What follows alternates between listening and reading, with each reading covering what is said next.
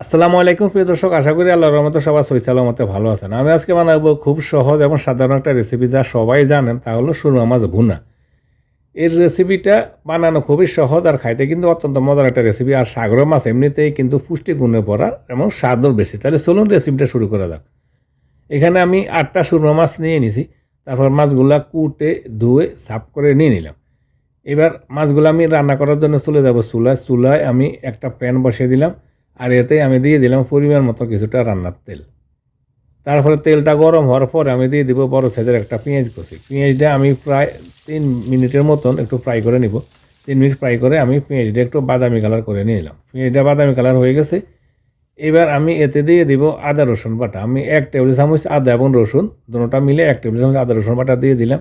তারপর 10-15 সেকেন্ড আবার একটু ফ্রাই করে নিলাম, যাতে আদা রসুনের একটু কাঁচা গন্ধটা চলে যায়। তারপরে আমি দিয়ে দিব হালকা একটু মশলা, 1 চা চামচ হলুদের গুঁড়ো, 1 চা চামচ দিলাম মরিচের গুঁড়া, আর আধা চা চামচ জিরা গুঁড়া। আর কোনো মশলা দেবো না, আমি অল্প মশলাতে আজকে মাছটা বোনা করে নিব। তারপর একটু পানি দিয়ে দিব যাতে মশলাটা পুড়ে জ্বলে না যায়। তারপরে আমি দিয়ে দিব স্বাদ মতো কিছুটা লবণ। এবার আমি মশলাগুলো প্রায় 3-4 মিনিটের মতো ভালো করে একটু কষিয়ে নিব।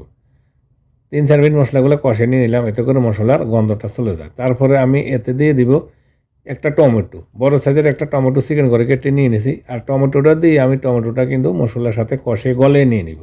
আর টমেটোটা যাতে তাড়াতাড়ি গলে যায়, জন্য ঢাকনা দিয়ে আমি 5 মিনিট এভাবে একটু মশলার সাথে কষে নিয়ে নিলাম। 5 মিনিট পর চলে আসলাম, দেখুন টমেটোটা অলরেডি আমার কিন্তু গলে গেছে মশলার সাথে।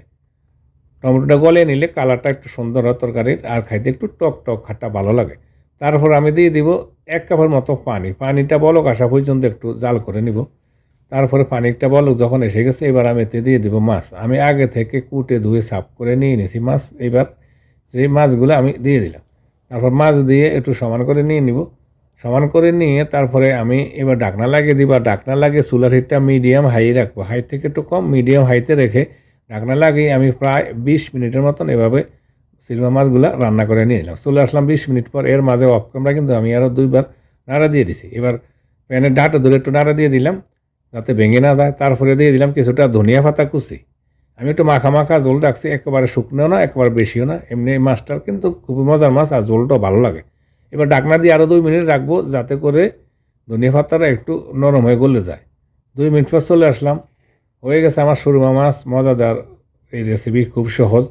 আশা করি রেসিপিটা আপনাদের পছন্দ হবে। যদি রেসিপিটা পছন্দ হয় প্লিজ একটা লাইক এবং কমেন্ট করবেন। আর প্লিজ আমাদের চ্যানেলটা সাবস্ক্রাইব করে সাথে থাকার জন্য অনুরোধ করব। প্লিজ সবাই ভালো থাকুন, সুস্থ থাকুন। আবার দেখা হবে ইনশাল্লাহ অন্য কোনো সময় অন্য কোনো রেসিপিতে। তাপ তো পর্যন্ত ভালো থাকুন। আল্লাহ হাফিজ।